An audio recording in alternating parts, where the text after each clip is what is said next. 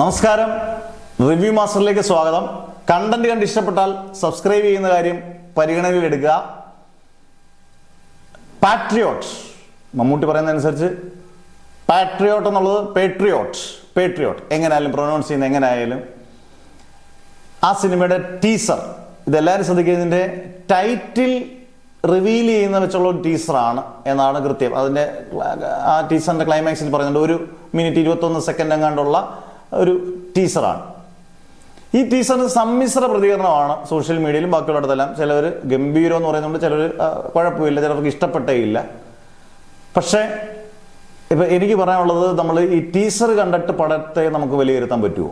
നമ്മൾ പല പടങ്ങളും നമ്മൾ ശ്രദ്ധിച്ചാൽ മതി.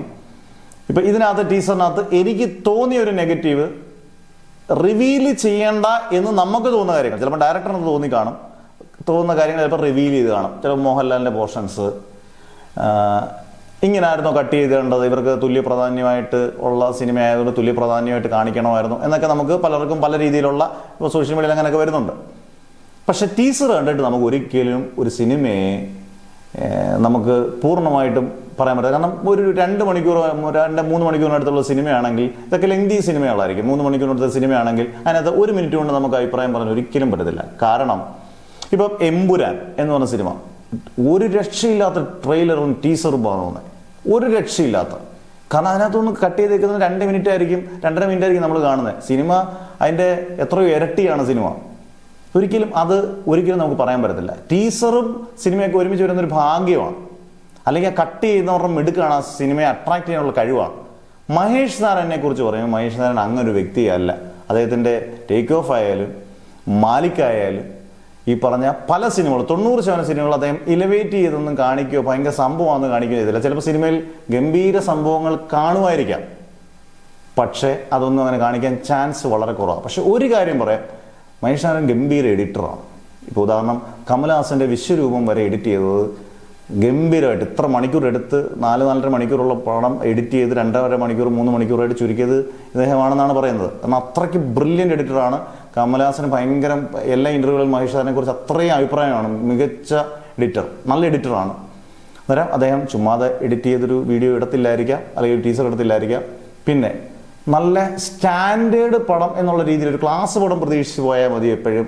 എനിക്ക് പാട്രിയോട്ടിൽ എനിക്ക് തോന്നുന്നത് അങ്ങനെയാണ്. കാരണം വേറൊന്നുമല്ല, മുണ്ട് മടക്കി കുത്തിയോ അല്ലെങ്കിൽ ഭയങ്കര എലിവേറ്റഡ് സീനും ഭയങ്കര വല്ലാത്ത തീ പറന്ന മ്യൂസിക് വെച്ചുള്ള ഒരു പടം ആയിരിക്കത്തില്ല ഈ സിനിമ.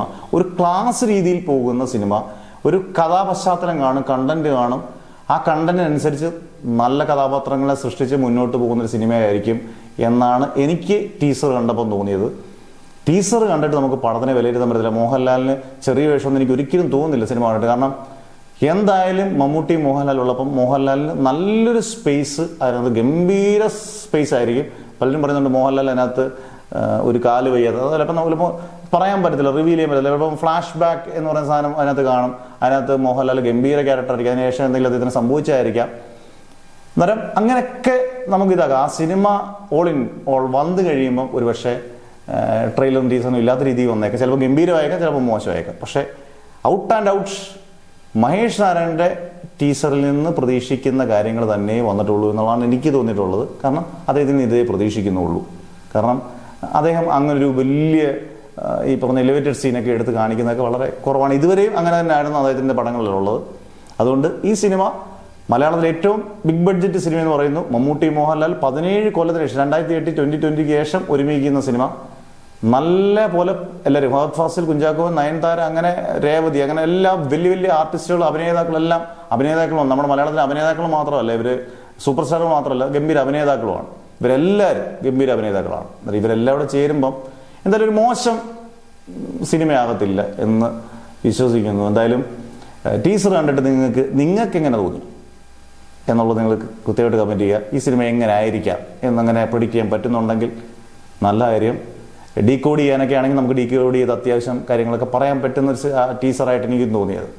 എന്തായാലും നല്ലൊരു സിനിമ ആയിരിക്കട്ടെ. മലയാള സിനിമയിൽ ഇത്രയും ബഡ്ജറ്റ് ഇറങ്ങിയ സിനിമ, മമ്മൂട്ടി മോഹൻലാൽ ഒന്നിക്കുന്ന സിനിമ, ഒരുമിച്ച് സ്ക്രീനിൽ കാണാൻ പറ്റുന്നൊരു നിമിഷം. അടുത്ത 2026 വിഷുവിന് പടം റിലീസ് ചെയ്യും. ഗംഭീര സിനിമയാകട്ടെ എന്ന് ആശംസിക്കുന്നു. അടുത്ത വീഡിയോ ആയിട്ട് വരുന്നവരെ ബൈ.